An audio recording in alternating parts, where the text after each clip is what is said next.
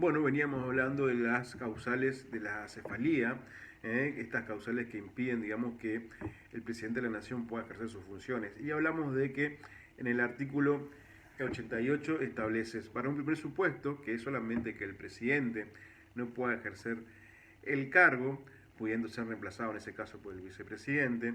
Habla de cinco, digamos, causales, que son enfermedad, que son la ausencia de la capital, la muerte, la renuncia y la destitución. Bueno, la enfermedad puede generar, digamos, de que la imposibilidad sea tanto transitoria como definitiva. Entonces, acá, digamos, se debe tener presente esto. Hay el segundo supuesto, que es ausencia de la capital.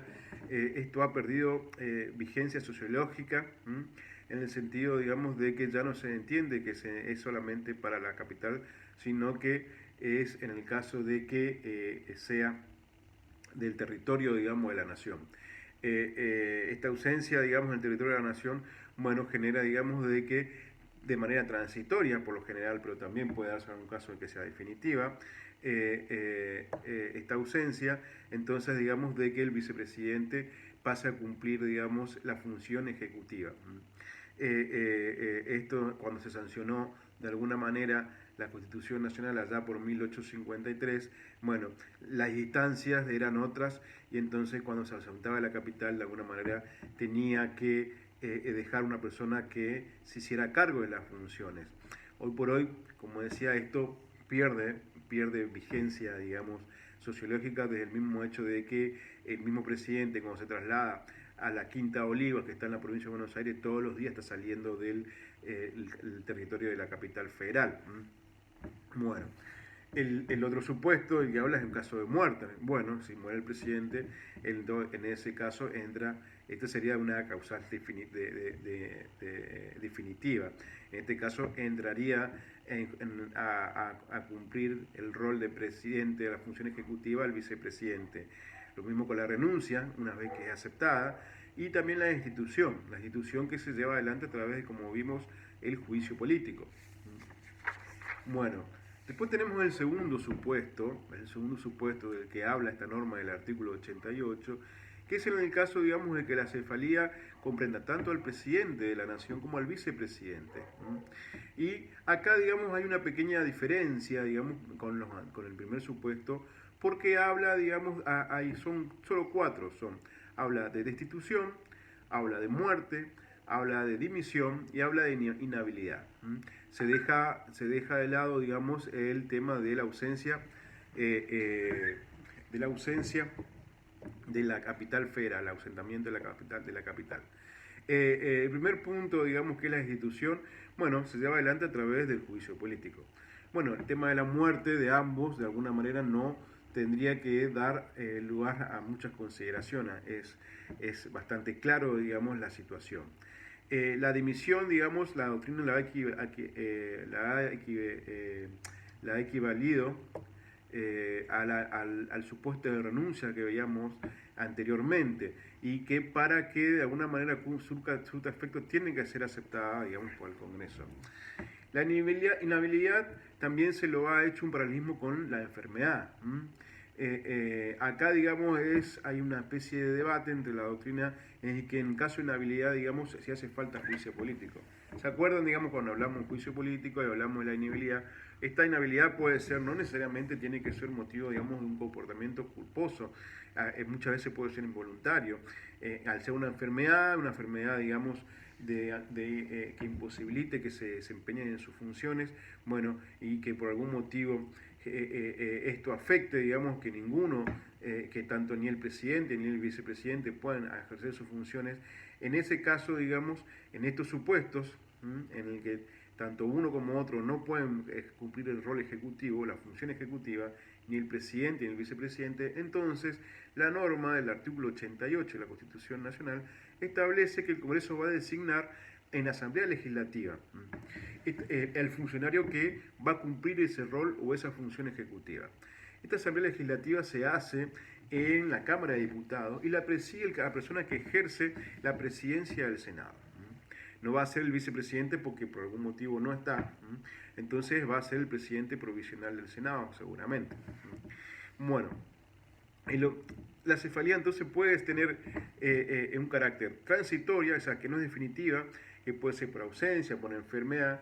Entonces lo que hay es una especie de suplencia. El vicepresidente, o si no hay un vicepresidente, la persona, digamos, que queda a cargo de que el Congreso designe para cumplir ese rol, va a cumplir una suplencia, lo va a reemplazar mientras dura ese impedimento. Una vez, digamos, de que el presidente vuelva a estar en condiciones de ejercer la función ejecutiva, digamos, va a retomar sus actividades y ese funcionario va a volver digamos, al rol que tenía, digamos, previamente. Ahora, si la cefalía es definitiva, es decir, por muerte del presidente, vicepresidente, por la dimisión o por una inhabilidad, puede pasar, digamos, este tipo de situaciones. Acá nosotros en la provincia de Misiones tuvimos en la década del 70 una situación, digamos, en la que el gobernador Irrazábal y su vicegobernador Heró iban volando hacia Foz de Iguazú, hacia Iguazú, y un poco antes de llegar allí explotó, digamos, el avión en el aire y fallecieron, digamos, ambos funcionarios. Bueno, a partir de esta situación hay una especie de protocolo, digamos, de que no deben viajar nunca en el mismo avión tanto gobernador o vice o presidente y vice para evitar este tipo de situaciones, ¿no? Bueno, cuando es definitiva, el vice, en principio, si es el primer supuesto, es el vice el que asume, digamos, el poder ejecutivo y pasa a ser presidente de la nación. ¿Se acuerdan que habíamos hablado, digamos, de que él en principio estaba dentro del poder legislativo al ser presidente del Senado? Si la cefalía del presidente es definitiva y él está en condiciones de asumir el cargo, digamos, entonces él pasa directamente a ser el presidente de la República. Si es transitoria, es simplemente, digamos, vicepresidenta a cargo de la función ejecutiva. Ahora, si ni el presidente ni el vicepresidente pueden ejercer el poder ejecutivo, bueno, la norma constitucional, como habíamos dicho antes, designa a un funcionario para ejercer el cargo. Y acá la doctrina se ha dividido, digamos, es decir, digamos, de que se puede hacer de dos maneras. Una manera es dictar una ley que reglamente de manera preventiva cómo va a ser el procedimiento de la sucesión. Y la otra manera es que se junten esas asambleas legislativas y que lo hagan en el caso en concreto. Se ha optado por la primera de las opciones, es decir, digamos, de que se han dictado leyes que reglamentan de manera preventiva, anticipada, digamos, cómo manejar el procedimiento de designación. La primera de ellas es la ley 252, que fue dictada en la época de gobierno de la presidencia de Mitre, cuando Mitre tenía que ir, digamos, a la guerra del Paraguay. Entonces se dictó esta ley, digamos, para alguna manera reglamentar por qué quien era su vicepresidente estaba en una situación medio complicada para cumplir el rol. Entonces se vio la necesidad, digamos, de prever, digamos, la situación. La ley que actualmente nos está rigiendo es la ley 20.972. Esta ley fue dictada durante el gobierno de la señora Isabel Martínez de Perón.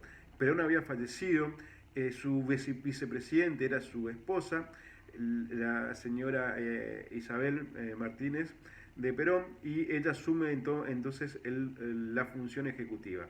Pero realmente su fortaleza política estaba muy menguada, estaba muy débil, era un momento bastante complicado desde el punto de vista institucional del país.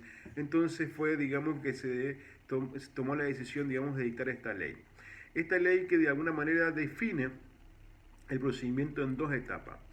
En una etapa provisoria, desde el momento, digamos, que el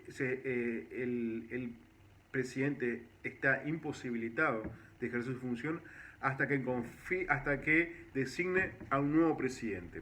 Y una segunda etapa definitiva, que es la designación por el Congreso en una asamblea legislativa, digamos, de un presidente electo por esta asamblea hasta que termine el cargo. Bueno, esta primera etapa, tipo un interregno vendría a ser, entre que el presidente fallece, por dar un ejemplo, y que la asamblea o renuncia y la asamblea designa el funcionario que lo va a suceder, el ejecutivo es ocupado por los siguientes funcionarios que determinan este orden: el presidente provisorio del Senado, el presidente de la Cámara de Diputados y el presidente de la Corte Suprema.